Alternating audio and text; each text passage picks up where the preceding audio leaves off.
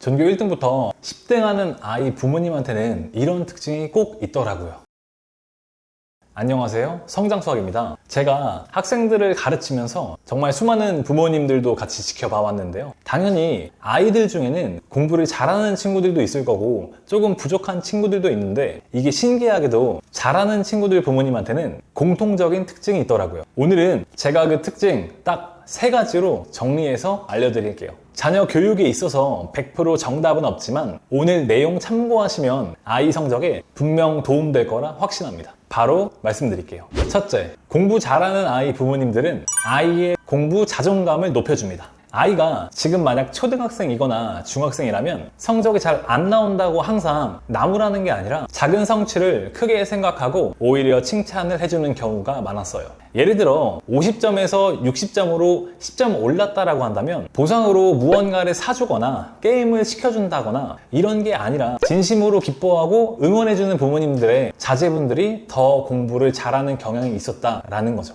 이렇게 작다고 생각했던 성취에 크게 의미부여를 해서 칭찬을 해준다면 공부를 잘할 수 있다는 생각을 점점 키울 수 있어요. 결국 아이가 공부를 하고 싶어지게 만드는 거죠. 또한 이런 부모님들 중에서는 아이가 하는 말들도 그냥 넘기시는 게 아니라 항상 기억했다가 거기에 대해서 반응해주고 공감해주는 어머님들이 정말 많았습니다. 보통 아이가 하는 말을 전부 듣는다는 게 여간 힘든 일이 아니잖아요. 근데 이런 것들을 전부 하면서 반응해주고 공감해주면 그게 결국 아이 자존감 형성에 도움도 되고 자연스레 성적 향상으로도 이어집니다. 그리고 또 한 가지를 더 말씀드리면, 아이가 지금 어느 정도의 수준인지 어떤 특징을 갖고 있는지 정확하게 알고 계시는 것도 중요합니다. 바로 객관화인데요. 간혹 아이의 수준을 지금보다 너무 고평가하거나 특징을 잘 모르시는 분들도 계세요. 사실 어쩔 수 없는 부분이긴 하거든요. 바쁘실 수도 있고. 그래도 이제 학생들 특징을 잘 집어내고 거기에 적합한 학원을 선택하고 이런 것들도 아이 성적에 중요한 영향을 끼친다는 점 알고 계시면 좋을 것 같습니다.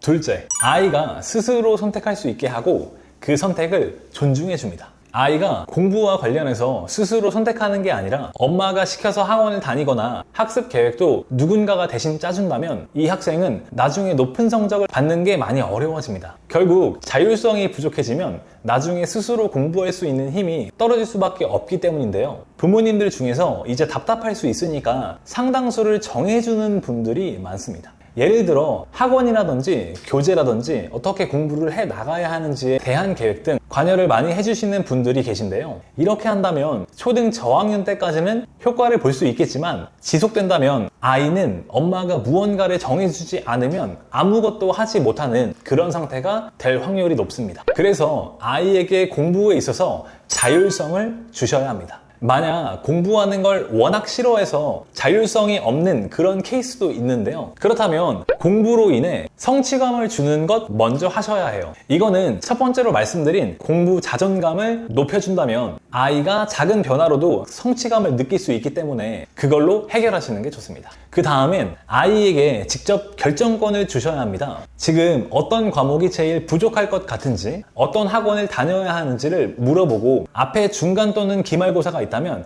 그때까지의 학업 계획을 스스로 세우게 하셔야 합니다. 그래야 아이들의 공부 자율성을 높여줄 수 있고 결국 이런 학생들이 스스로 할 수 있는 힘이 길러져 장기적으로 높은 성적을 받을 수 있는 확률이 매우 올라가게 됩니다. 셋째, 매사에 긍정적으로 인식하고 자녀를 100% 믿어줍니다. 아이가 조금만 못해도 심하게 나무라고 시험을 보면 점수에 따라 잘했는지 못했는지 강하게 이야기하는 부모님들이 많습니다. 이렇게 하면 아이는 부모의 사랑을 받기 위해 단기적으로는 열심히 하는 척을 할 수 있는데요. 하지만 이게 지속되다 보면 결국 아이는 지치게 되고 심각한 경우 공부를 아예 포기하는 경우도 생길 수 있습니다. 그래서 부모님들께서는 아이의 점수가 어떻게 나와도 너를 항상 믿고 응원한다는 느낌을 주는 것이 중요합니다. 그리고 아이한테 항상 긍정적으로 일관하면서 나중에 무조건 잘할 수 있다고 얘기해 주셔야 아이가 그걸 스스로 믿고 나중에 성적이 오를 수 있어요. 사실 이렇게 유지한다는 것이 당연히 쉽지는 않겠지만 부모님들께서 항상 긍정적인 태도, 믿음이 아이에게 생각보다 큰 영향으로 다가오게 된다는 점을 꼭 아셔야 합니다. 실제로 초중등 때는 잘 못했던 학생들 중에서도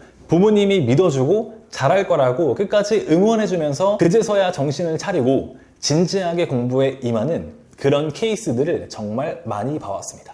주위에서 다 못한다고 말해도 부모님만은 나를 믿어준다는 그 생각 하나로도 학업에서 두각을 나타낼 수 있다는 거죠. 따라서 지금 우리 아이 점수가 떨어지거나 원하는 만큼 잘 나오지 않더라도 항상 믿어주고 긍정적인 마인드로 아이한테 대해주세요. 그래야 아이도 자신감을 찾고 예전에 나오던 점수 그 이상의 성적을 낼 수 있습니다. 결국 공부는 아이가 하는 것이니까요. 네, 여기까지 공부 잘하는 자녀를 둔 학부모님들의 특징 3가지를 말씀드렸습니다. 이 중에 이미 하고 계신 것들도 있을 거고 처음 들어보신 내용들도 있을 것 같은데요. 최대한 이런 식으로 아이들을 쭉 지도해 나가신다면 성적이 오르는 걸 넘어 진정 행복한 아이로 성장시키실 수 있을 거예요. 추가로 궁금한 점이 있으시다면 언제든지 댓글로 남겨주세요. 지금까지 성장수학이었습니다. 시청해주셔서 감사합니다.